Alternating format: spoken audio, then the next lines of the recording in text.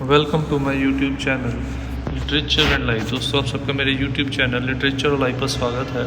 आज इस वीडियो में मैं आपके लिए लेके आया हूँ त्रिपुरनेनी श्रीनिवास द्वारा लिखे गई पोइम, एक बहुत ही मोटिवेशनल और इंस्पिरेशनल पोइम। पर्सनली मुझे भी ये पोइम बहुत ही मोटिवेशनल और इंस्पिरेशनल लगती है। जब भी मैं ये पोइम पढ़ता हूँ तो मुझे भी इस पोइम से कुछ ना कुछ सीखने को और अपने अंदर इम्प्रूवमेंट लाने के लिए इंस्पायर करती है। और एक ये कहना गलत नहीं होगा कि ये मेरे लिए भी एक सोर्स ऑफ इंस्पिरेशन का काम करती है। तो बहुत ही मोटिवेशनल पोइम जो कि त्रिपुरनेनी श्रीनिवास के द्वारा लिखी गई है, उसका एग्जामिनेशन पॉइंट ऑफ व्यू से बहुत ही इंपॉर्टेंट क्वेश्चन। तो इससे पहले कि हम लोग अपने क्वेश्चन की तरफ आगे बढ़े, थोड़ा सा हम लोग त्रिपुरनेनी श्रीनिवास के बारे में जान लें। Tripuraneni Srinivas hails from a family of well renowned litterateurs. तो वो एक ऐसे परिवार से संबंध रखते हैं जिस परिवार के ज़्यादातर मेंबर जो हैं वो फेमस साहित्यकार हैं। During his tenure in various editorial capacities and leading Telugu papers and magazines, Srinivas spared no effort in bringing out new voices in Telugu literature. और जितना भी टाइम उसने अलग अलग पेपर के एडिटोरियल कैपेसिटीज़ में काम किया, उसकी कोशिश होती थी कि वो तेलुगु लैंग्वेज की नए लोगों की नए पर्सनस की आवाज़ को आगे लेके आए और तेलुगु लैंग्वेज को प्रमोट करे। तो ये थी ब्रीफ सी इंट्रोडक्शन हमारी पोइट के बारे में। जैसे कि आप ये जान सकते हो कि ये तेलुगु पोइट है। ये प्रेजेंट पोइम भी उन्होंने तेलुगु में ही लिखी थी, जिसे कि बाद में ट्रांसलेट करके इंग्लिश में लिखा गया है। Now let's move on to our main topic, that is Tripuraneni Srinivas, I will embrace only the sun. Question is the idea of recreation, rebirth and new ideas is at the heart of the poem. बहुत ही important question है examination point of view से। बहुत chances हैं कि ये question paper में भी रिपीट हो जाता है। तो क्वेश्चन क्या है कि इस पोइम का सेंटर पॉइंट ऑफ अट्रैक्शन है recreation, rebirth and new ideas. Recreation, पुनर्निर्माण, कि किस तरीके से हर पल अपने आप को इम्प्रूव रखना, अपने पर्सनैलिटी को फ्लेक्सिबल रखना, so that we can keep on learning and we can keep on improving, ताकि हम लोग नई चीज़ें सीखते रहें, अपनी पर्सनैलिटी को इम्प्रूव करते रहें। और दूसरा है रीबर्थ, यानी कि मैं गिर के कमज़ोर ना पड़ूँ, मैं नाकामयाबी, क्योंकि हम लोगों को पता है कि life is a mixture of joys and sorrow. ज़िंदगी खुशियों और गमों का एक मिश्रण है, जहाँ पे हमें खुशी भी मिलेगी, गम भी मिलेगा, हार भी मिलेगी, जीत भी मिलेगा, कामयाबी भी मिलेगी, नाकामयाबी भी मिलेगी। तो ऐसे में रीबर्थ का मतलब ये है कि मेरे अंदर इतनी स्ट्रांग विल पावर हो कि मैं नाकामयाबी के बाद, दुख के बाद, हार के बाद हिम्मत ना छोड़ूं, बल्कि मैं दोबारा से खड़े होने की हिम्मत रखूं। और तब तक मैं रीबॉर्न होता जाऊं, जब तक कि मैं डिज़ायर्ड एम, जब तक कि मैं जो पाना चाहता हूं, जो हासिल करना चाहता हूं, उसे हासिल ना कर लूं। तीसरी है न्यू आइडियाज़, और तीसरी है न्यू आइडियाज़, नए विचारों के ऊपर क्यों जोर दिया गया है? क्योंकि पोइट का ये मानना है नए विचार ही नई रचनाओं का कारण है। अब किसी के फैराडे के मन में आया कि बिजली जैसी कोई चीज़ हो सकती है, उसने उस आइडिया को हकीकत में बदलने के लिए एक्सपेरिमेंट किए और बाद में इलेक्ट्रिसिटी को हमारे सामने डिस्कवर कर दिया। तो इसका मतलब ये है कि नए विचार ही नई रचनाओं का कारण बनते हैं। किसी ने सोचा कि कहीं ऐसा इंस्ट्रूमेंट बनाया जाए जहाँ से हम लोग दूर से एक दूसरे से ऑडियो और वीडियो कॉल कर सकें। हम लोगों ने इंटरनेट, टेलीफोन, मोबाइल जैसी चीज़ों को इन्वेंट कर दिया। तो नए विचार नई चीज़ों के शोध का कारण या नई चीज़ों की खोज का कारण भी बनते हैं। और ये तीनों विचार इस पोइम का हार्ट है, इस पोइम के सेंटर पॉइंट हैं।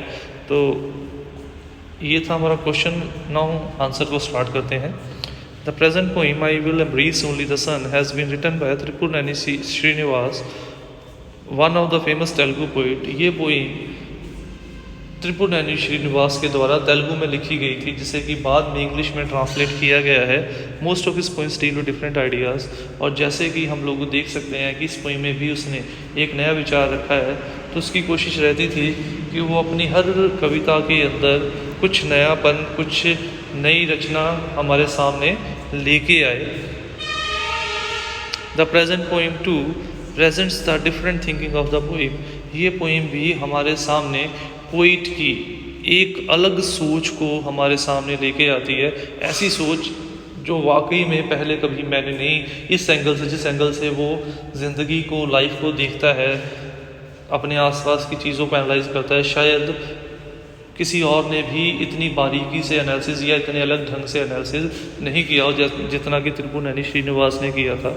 The poem is full of optimism in thinking attitude toward life. ये पोइम आशावादी सोच और आशावादी रवैया ज़िंदगी के प्रति से, इन दोनों विचारों से भरी हुई है और हम लोगों को भी ऑप्टिमिस्टिक बनाती है, हम लोगों को भी पॉजिटिव करती है अपनी ज़िंदगी के प्रति, और हम लोगों को भी इंस्पायर करती है। इसीलिए मैंने पोइम की स्टार्टिंग में कहा, एक बहुत ही मोटिवेशनल और इंस्पिरेशनल पोइम है जो हम लोगों को भी मोटिवेट और इंस्पायर करती है।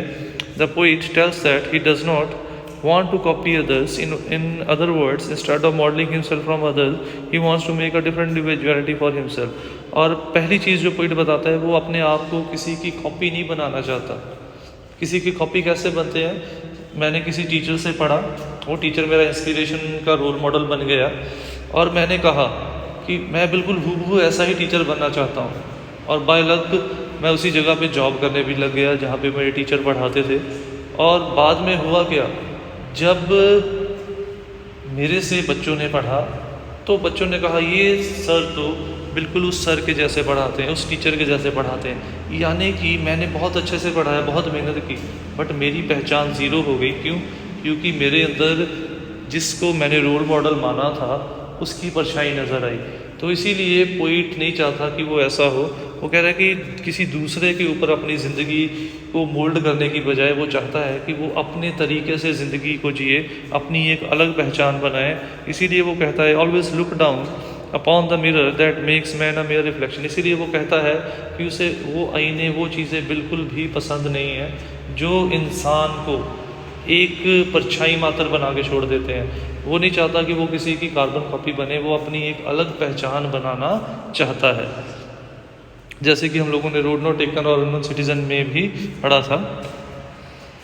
The poem is full of excitement. ये उत्तेजना, फ्रेशनेस, नएपन और नए विचारों से भरी हुई है। The poet tells that instead of finding fault in others we must find our weaknesses and try to remove and improve them. अब रिक्रिएशन कैसे करनी है?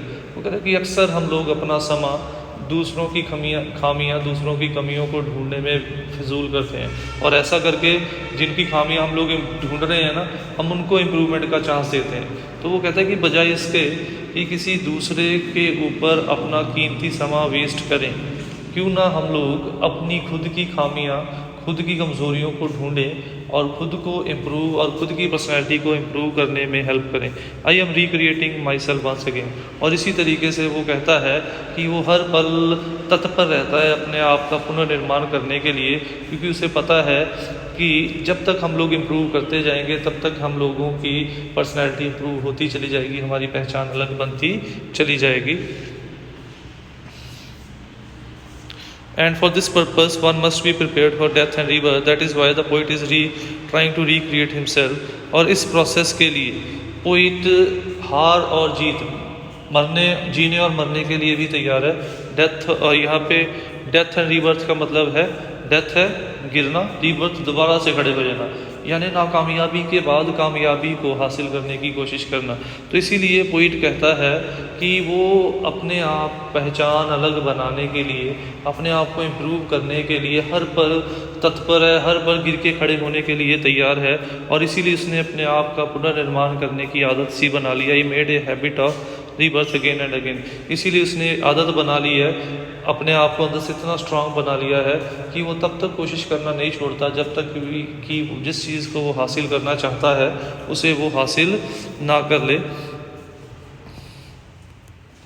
The poet is full of optimism. Poet आशावादी है, पूरी तरीके से आशामंद है।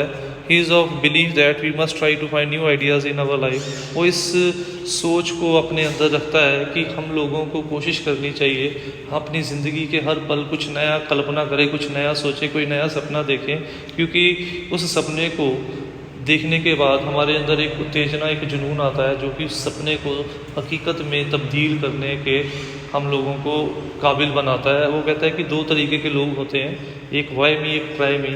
एक कहता है कि मेरे साथ ही ऐसा क्यों होता है, दूसरा कहता है मैं ऐसा करूँगा क्योंकि failures are stepping stone to success, क्योंकि उन्हें पता है कि जो नाकामयाबी है वो कामयाबी की पहली सीढ़ी है। तो इसीलिए वो दूसरा बनना चाहता है जहाँ पे कि वो नाकामयाबी होते हो के भी हिम्मत ना हारे और कामयाबी हासिल कर ले, जहाँ पे वो नई नई सोच को हकीकत में तब्दील करता चला जाए।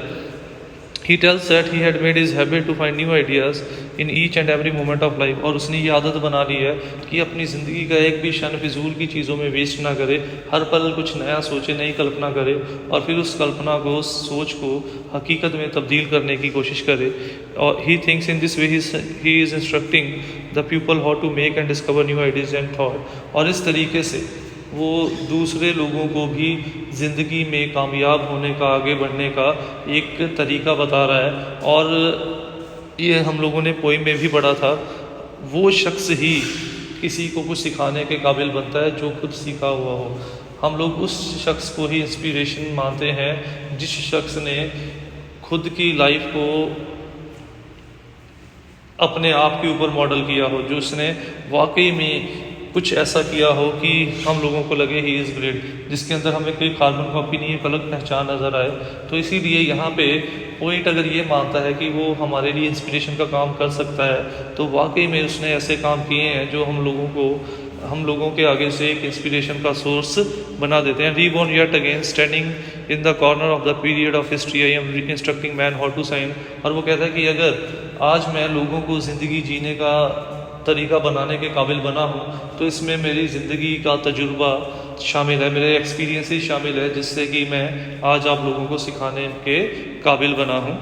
He tells that he will keep on recreating, taking rebirth and finding new ideas till he is alive। और वो कहता है वो तब तक इम्प्रूव करना, आगे बढ़ना और नई चीज़ों का निर्माण करना नहीं छोड़ेगा जब तक कि वो ज़िंदा है, यानी कि वो आखिरी सांस तक अपनी पर्सनैलिटी को और बेहतर करता चल जाने की कोशिश नहीं छोड़ेगा। In the end taking the moon as a symbol of pessimism and darkness and the sun as a symbol of optimism and brightness, the poet tells that he will embrace only the सन।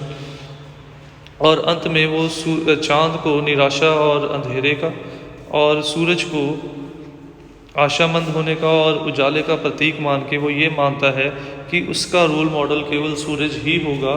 उसके लिए चाहे उसे गले लगाते वक्त चाहे वो जल ही क्यों ना जाए, अपनी ज़िंदगी ही क्यों ना खो दे, यानी कि दूसरे शब्दों में वो ये कह रहा है कि वो हमेशा दूसरों से अलग पहचान बनाने की कोशिश ही करेगा, फिर चाहे उस कोशिश के लिए उसका रास्ता कठिनाइयों और मुश्किलों से भरा ही क्यों ना हो, उसमें उसे नाकामयाबी ही क्यों ना मिले, बट वो तब तक कोशिश करता चला जाएगा, तब तक वो नाकामयाबी को कामयाबी में भरता चला जाएगा, जब तक कि वो अपनी एक अलग पहचान नहीं बना सकता।